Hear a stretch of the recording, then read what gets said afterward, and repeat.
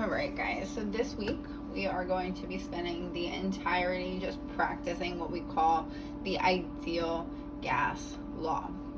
Now it is a way to solve using all of our gas laws. It actually combines Boyle's, Charles, and Avogadro's law into one because people were just tired of doing a bunch of different equations, so they decided to kind of chunk them into one. Now again, the ideal gas law, it's not definitive. It is what we call ideal. So in an ideal world, we would all be at school. We wouldn't be doing remote learning. This is the ideal gas law, saying circumstances are perfect, which is why we can solve, but it's not really true. But if it were, here's how we would solve. So the ideal gas law, like I previously said, it combines Boyle's law, Avogadro's law. It also combines Charles' law into one big law so that I can solve for whatever unknown variable I would like. So it's going to talk about the pressure in relation to the volume of an ideal gas, in relation to the moles, and then we have R, which I'm going to kind of talk about in a little bit. This is going to be a constant. And we're going to relate everything to temperature as well. And the formula that we use to solve is PIVNER. PV equals nRT. Pressure, volume, moles. R is always going to be a constant. So it's always constant. And our temperature. Using this equation, we can solve for any of these variables, whichever one is unknown. And I wanted to write the formula here. There it is for you guys. But I do want to discuss R. And sorry, I decided to get rid of my keyboard, which means I have to touch screen my whole computer, which always makes my life challenging for whatever reason. Let me just pull out. Do any pressure conversions, we are going to stick with one R value. So the R value, again, it is a constant. And the one we're going to use most often is going to be 0.08206. Now the units for R are liters times atmospheres, and our constant needs to match all of the units inside here so we can cancel out and solve for our unknown unit. So R actually has 4 units. It's going to be liters times atmospheres over moles times Kelvin. Remember, your temperature always has to be in Kelvin, and we're going to stick to atmospheric pressure. It can also be solved with joules, and joules are just going to be my liters times my atmospheres. That R value is going to be equivalent to 8.314 joules over moles times Kelvin. We're not going to use that one at all, but I figured you guys should know it. R is a constant. There's multiple constants. If I were solving with joules, I would need this one. It could also be 8.314 meters cubed times pascals over moles times Kelvin. And meters cubed is pretty much just the same thing as our volume unit. If we were measuring pressure in pascals, this is the R we would use. But I think there's 2 more that you could potentially use. I'll give all of you them on the test that we're gonna have on Friday. However, just use this guy, okay? Just use this one. I'm going to put a bunch of stars around here because I'm going to give you your pressures in atmospheres. That being said, ideal gas law. It just kind of conjoins all of our gas laws into one so that I can solve for any unknown variable. Let's do some example problems in the ideal gas law world. All right, so first, practice problem. I always start my ideal gas law problems by writing PIVNER, just so I know what my equation is. So this first example says if I have 2.4 moles, that's my N of gas, held at a temperature of 97 degrees Celsius. Here's my temperature. Oh, the mailman's here. My dog's going crazy. And in a container with a volume of 45 liters, there's my volume. What is the pressure of the gas? All right, I'm going to list out all my variables.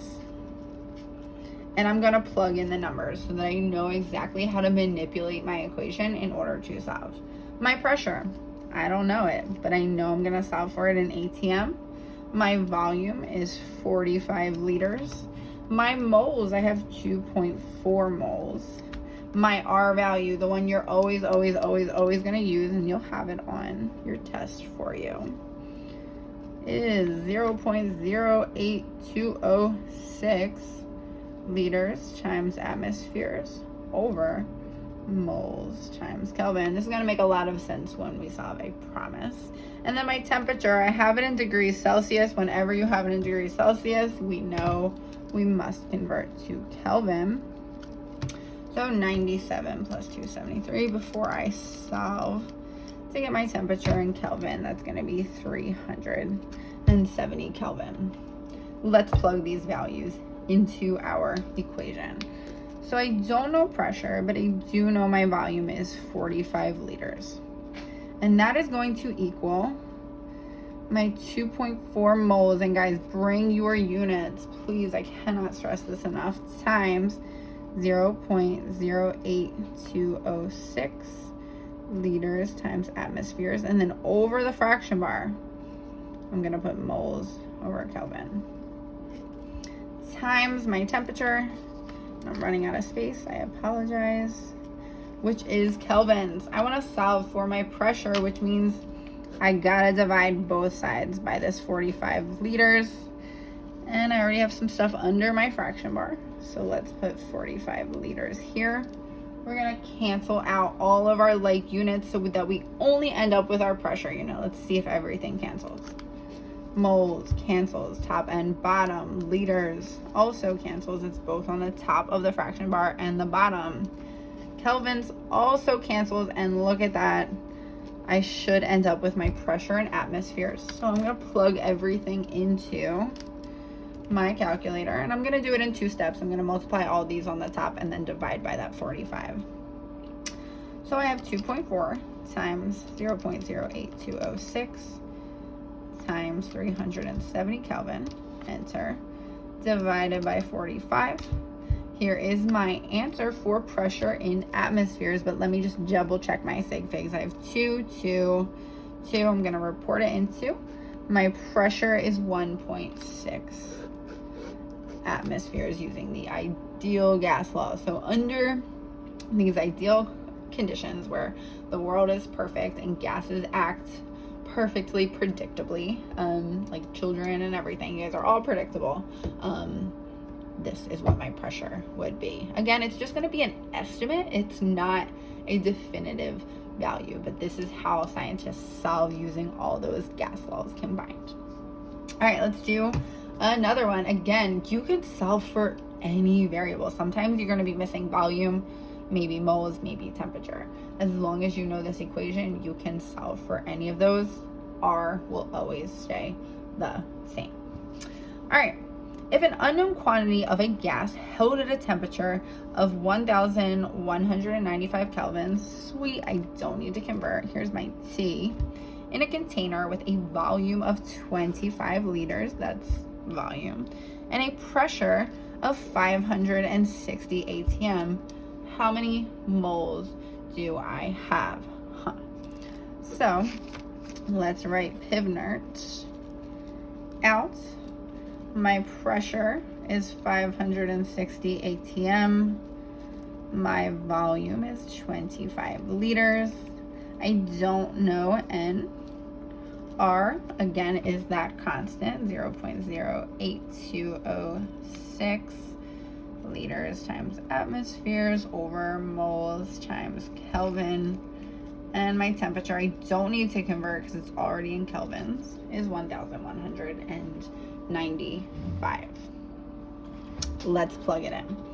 So I have my pressure as 560 atm, my volume being 25 liters equals N, which is my unknown, my R value 0.8206 liters times atmospheres over moles times Kelvin, and then I have my 1195 Kelvin. I cannot stop running out of space. The way I like to look at this is before I solve in chunks, I like to make sure that my unknown is by itself, and I like to cancel out all my units just to assure that I will indeed solve for moles. So what I'm going to do is I'm going to divide by everything over here and bring it over here. When I divide by everything over here, it cancels out on this side, leaving my moles by itself. So that is what I'm solving for. So when I divide by everything, I'm going to have 560 atmospheres times 25 liters over my 0.08206 liters times atmospheres.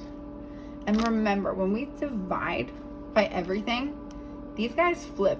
These units are going to be on the bottom. These units are going to be at the top. So above my fraction bar, I actually have moles and kelvins. And liters and atmospheres are now underneath the fraction bar. And then I have my temperature. I'm going to go ahead and cancel out everything to assure that I have moles at the top of my fraction bar. That is what I will be solving for. Kelvins cancels top and bottom. We have liters canceling at both the top and bottom. We also have atmospheres canceling at both the top and bottom. I indeed will end up with moles if I solve using these numbers. So again, I'm going to multiply the top, multiply the bottom, and then divide by both those values just to kind of make sure I don't make any mistakes. 560 times 25, and that gave me what, 14,000, and then 0.08206 times 1195. There's the bottom of my fraction bar. I'm going to take top fraction bar. So I had 14,000 over 98.0617. Divide those numbers to get my moles. And let's see, I should only have, I have 4 sig figs, 2 and 2. I should only have 2 significant figures. I got 142 moles. Round that to 2 sig figs. 140 moles in this ideal gas situation. All right, you're going to be doing this equation all week. I'm going to repeat that. We're going to do it today, tomorrow, Wednesday, Thursday, and then Friday. You're going to have a very simple test doing the same stuff you've done all week. If you are struggling, please, please, please reach out. I want to assure we all get 100s on our first remote learning test, just to kind of see all those grades, skyrocket. Here's my 2 example problems. I am more than happy to jump onto Zoom and do a few with you guys. If you would like, just reach out on Google Classroom, and I'm here from 9 to 3. Good luck, guys.